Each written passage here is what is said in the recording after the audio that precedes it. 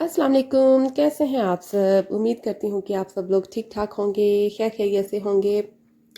और जो लोग यूके में रहते हैं उनको पता ही होगा कि लॉकडाउन ओपन हो गया है और जो शॉप्स वगैरह हैं वो भी ओपन हो गई हैं। लेकिन पहले की तरह काफ़ी ज़्यादा रश अभी तक देखने में इतना नज़र नहीं आ रहा, क्योंकि ज़ाहिर बात है लोग जो ज़रा एहतियात करने वाले हैं वो कम ही निकल रहे हैं अभी भी बाहर। लेकिन क्योंकि क्रिसमस आ रही है और जिन लोगों ने क्रिसमस की तैयारियां करनी है तो उनको तो निकलना पड़ेगा ही। मुझे भी एक दो चीज़ें लेनी थी टाउन से, और एक ऑर्डर मैंने पिक करना था तो मैं टाउन आई थी। तो यहाँ पे आई हूँ मैं ये टॉयज शॉप में, क्योंकि मेरी बेटी की फ्रेंड के लिए मुझे थोड़े से देखने थे कुछ टॉयज़ वगैरह। तो यहाँ से मैंने थोड़ी सी शॉपिंग की है। घर जाके आप लोगों को दिखाऊंगी कि मैंने क्या लिया है यहाँ से। मेरी बेटी तो स्कूल में ही थी, उसके मैं साथ नहीं लेकर आई थी, क्योंकि जाहिर बात है बच्चों को साथ ले आओ, एक तो काम ज़्यादा बढ़ जाता है और आपका पैसा भी ज़्यादा खर्च करना पड़ता है।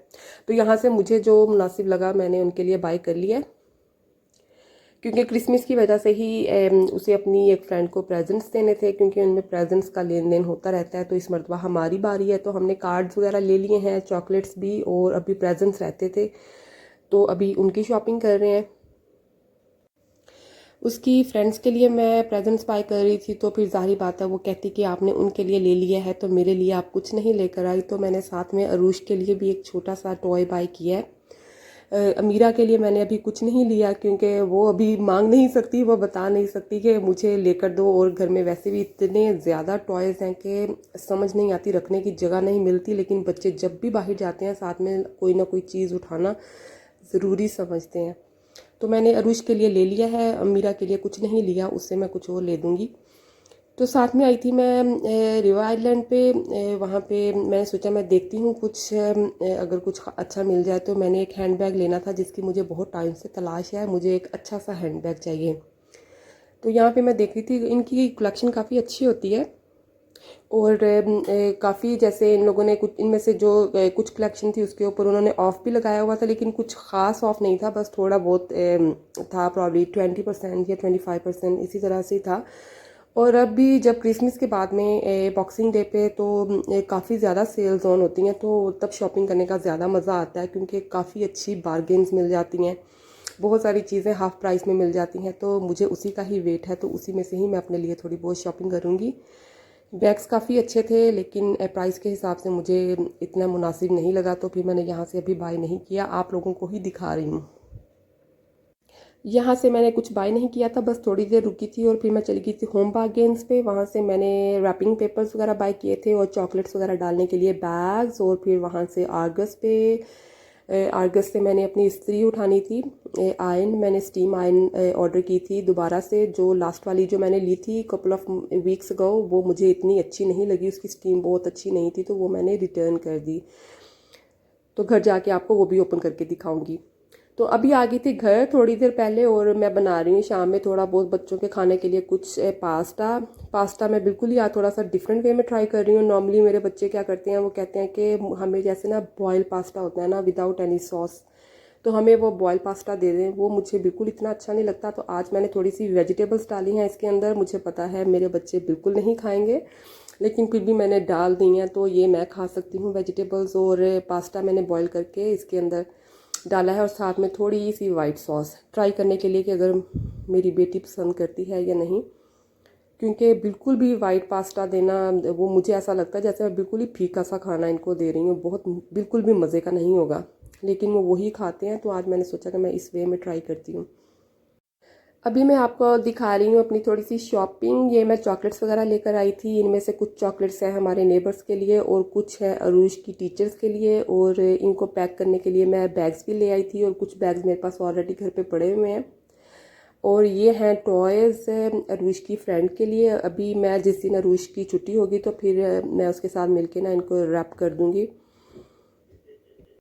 ये जो टॉय है छोटा सा जो मैंने अभी दिखाया था, ये टॉकिंग टॉय है, ये बातें भी करता है, सिंग करता है और मूव भी करता है।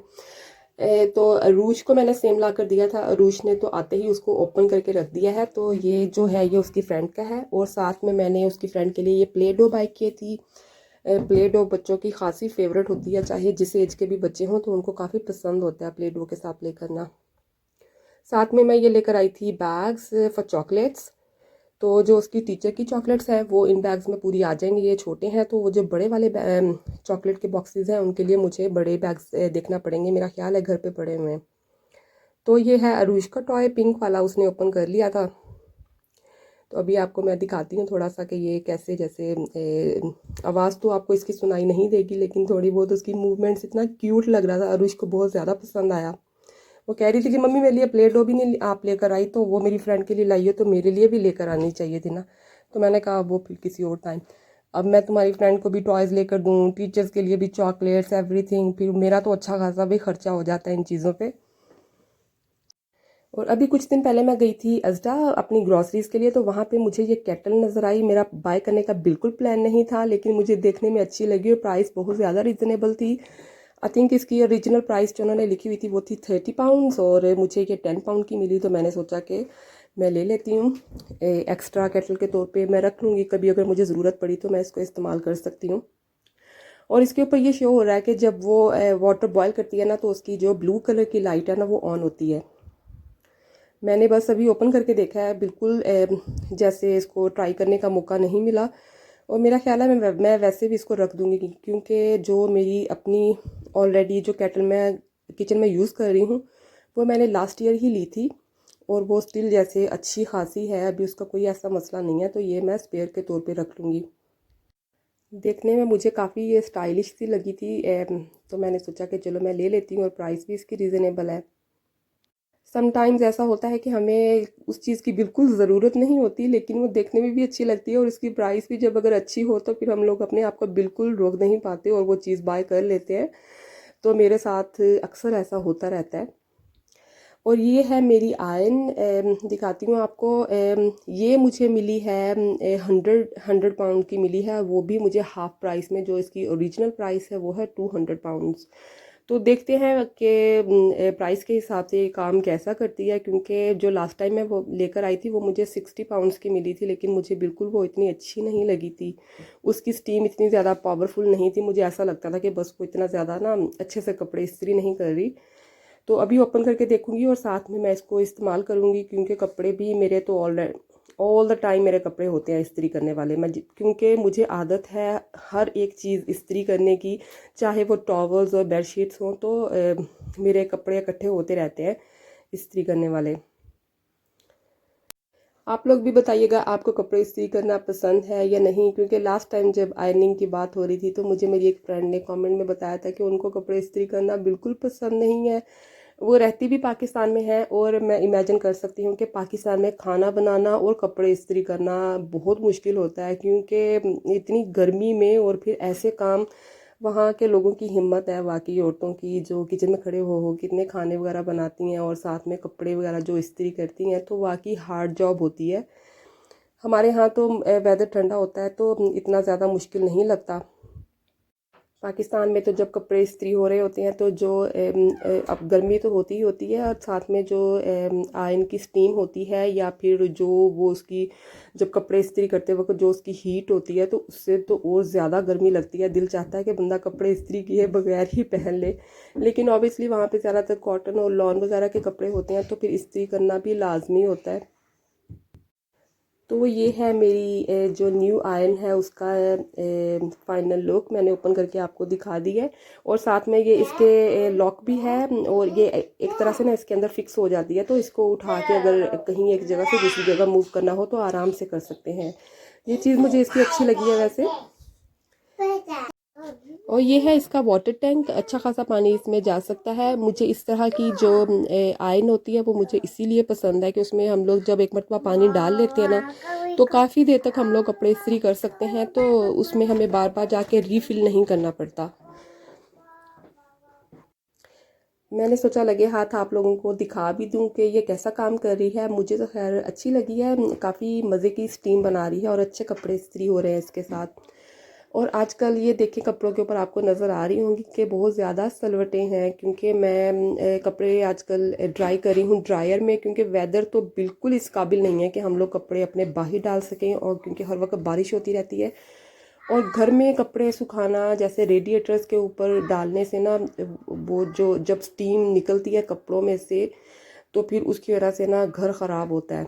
तो मैं उस तरह से भी कपड़े वगैरह नहीं ड्राई कर सकती, तो फिर मुझे ड्रायर में ही डालने पड़ते हैं।